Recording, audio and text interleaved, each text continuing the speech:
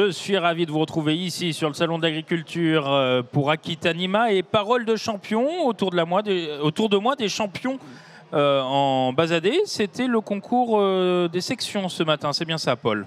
Voilà, ce matin, donc rebonjour à tous. Ce matin, on a du coup eu les sections donc par catégorie d'âge. Donc on a quand même eu un bon nombre de sections et ça y est, donc au bout de 3 heures et quelques de concours, tout est départagé. Donc on a tous nos premiers prix pour demain, faire les prix de championnat par catégorie jeune, espoir, adulte et trouver le meilleur animal du concours. Bon, ça s'est bien passé. Vous nous disiez il y avait une 60aine d'animaux, c'est ça? Il y avait une 60aine d'animaux, ça s'est super bien passé. Je pense qu'on avait un concours très très régulier avec des animaux de très bonne qualité. Et en plus de ça, ça a été très fluide, tranquille tout le long. Il n'y a pas eu de problème. Les animaux étaient très calmes.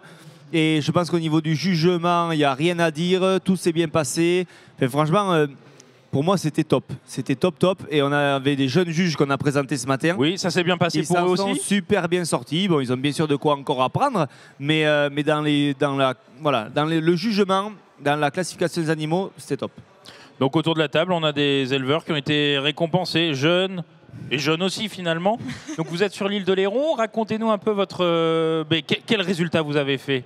Alors du coup j'avais 2 génisses basadaises, donc un premier prix pour Vénus et un 4e prix pour Virginie.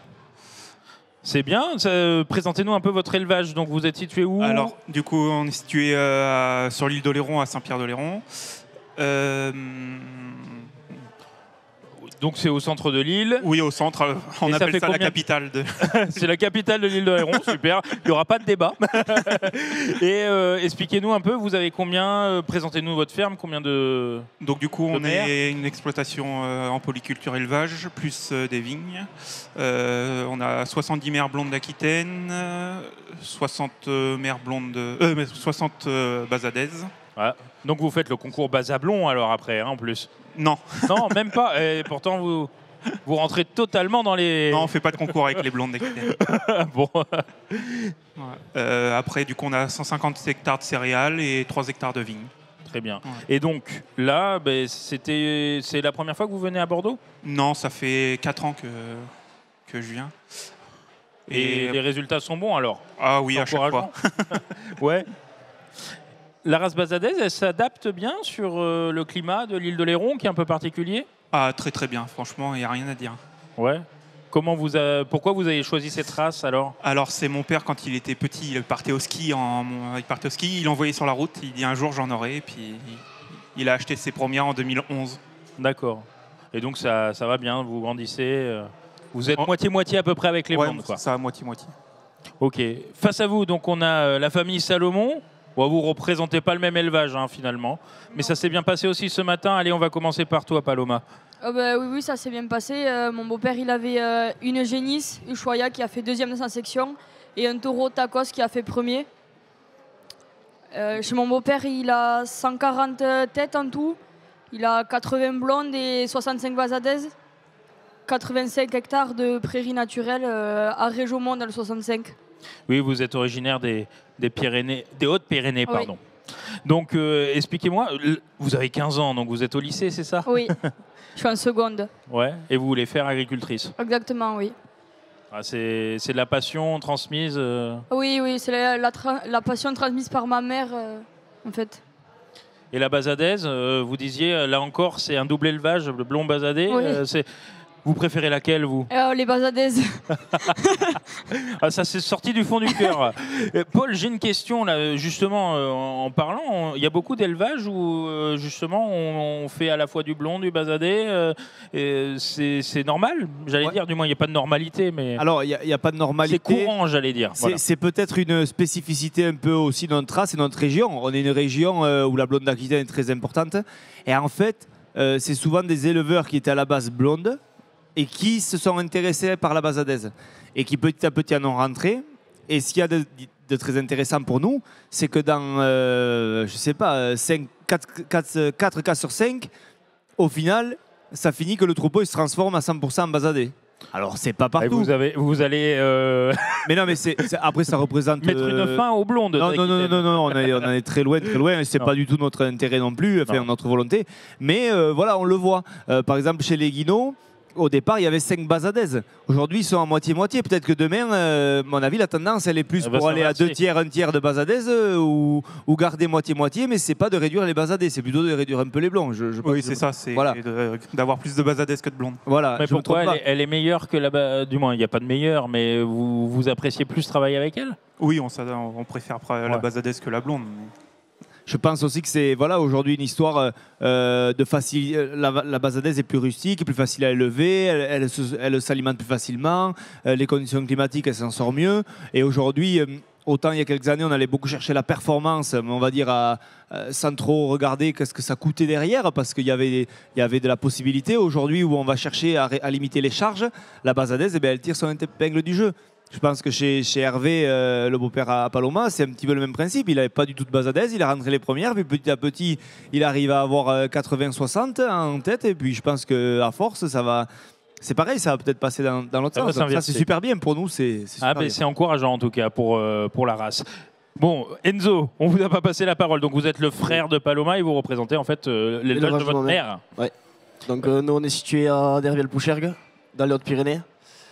On a une soixantaine de têtes.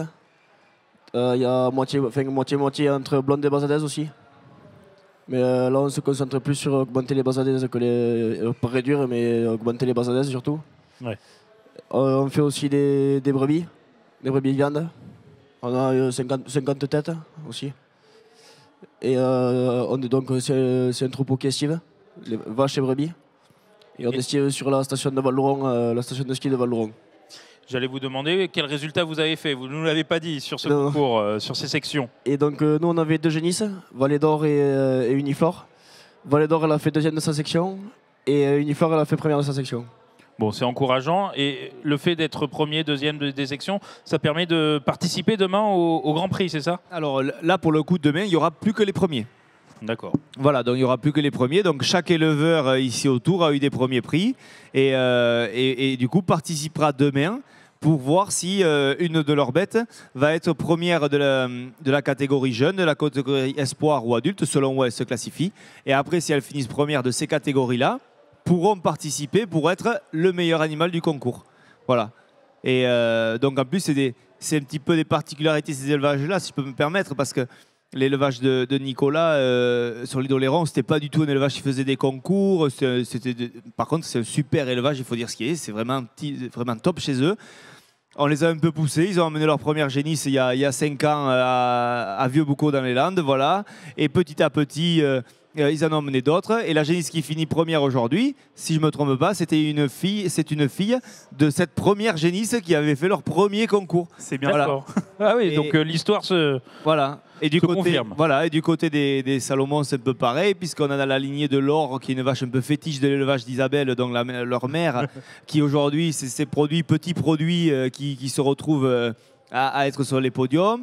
Voilà, et Hervé, lui, c'est un petit peu différent parce qu'il s'est lancé depuis peu, mais il a l'œil pour acheter des bons taureaux. Aujourd'hui, Tacos, le taureau qui a fini premier, il a fini aussi premier à Paris. Et demain, on sait que ce taureau, il ira très loin dans la race. C'est vraiment, voilà, ils ont cette fibre-là d'éleveur et cette passion. Et alors, en plus de la passion de l'élevage, ils ont la passion de ces concours, de mettre en avant la race. Et ça, c'est super, quoi. Paul, j'allais vous demander, là, vous avez fini premier, deuxième, etc. Donc demain, vous êtes premier, non? Est-ce que ça peut changer entre 2 jours? Vous voyez ce que je veux dire? le C'est-à-dire que demain, ils vont être confrontés aux premiers des autres catégories. et Voilà. des autres sections d'abord. Voilà. Parce qu'en fait, dans la catégorie jeune, on va dire c'est les bêtes de 6 mois à 18 mois. Oui. Ça veut dire que ça rassemble 3 ou 4 sections d'animaux, puisque les sections sont espacées de à peu près 4-6 mois. D'accord. Voilà. Donc, ils vont devoir, là, il va falloir être premier de ces 4 animaux qui ont déjà fini premier de leur section.